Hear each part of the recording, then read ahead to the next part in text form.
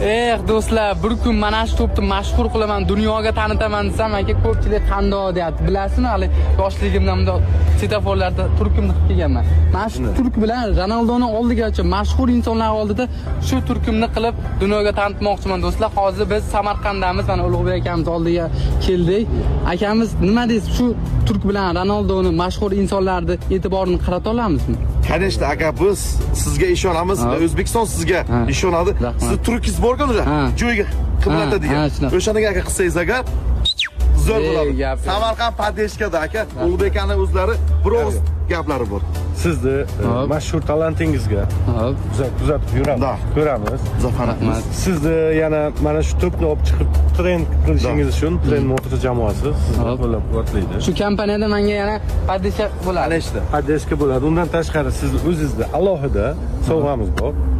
Bu sovg'ani mana shu